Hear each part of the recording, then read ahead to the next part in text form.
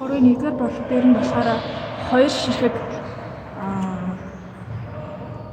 Y өгсөн байгаа. Тэгэхээр нэгдүгээр нь болохоор мэдээж x квадратын нэмлэгийн тэнцүү y тэнцүү kx байгаа. Тэгэхээр энэ болохоор мэдээж шулуун гэсэн үг. Энэ болохоор q гэсэн үг.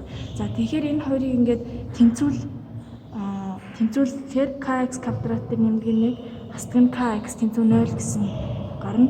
Тэгээд өгүүлбэр дээрээ болохоор энэ q нь болохоор энэ лайнтай болохоор огтлцохгүй гэсэн байгаа. Тэгэхээр мэдээж энэ тэгшүүлийн маань дискриминант нь 0-оос бага гарах ёстой.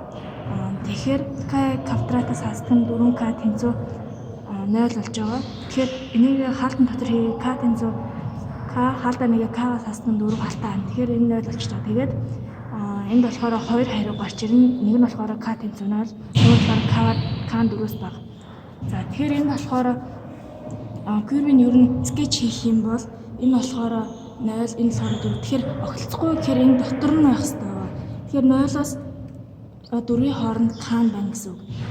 Хоёр дахь бодлого нь болохоор хэрвээ энэ нөхцөл k энэ шулуун нь болохоор энэ curve-тэй тангент байгаа гэхээр нэг огтлцно гэсэн үг. Тэгэхээр дискриминант нь болохоор 0-тай тэнцүү байна. Тэгвэл энэ болохоор яг өмнөх бодлоготой бодсон шиг k тэнцүү 4 гарчиж байгаа.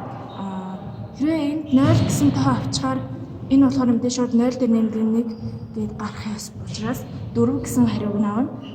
Тэгэхээр энэ хариу нь болохоор y тэнцүү 4x квадратын нэмдэг 1, y тэнцүү 4x болчихж байгаа. Тэгээд 4x квадрат нэмдэг 1 тэнцүү 4x бол яг энэ чинь тангент байгаа.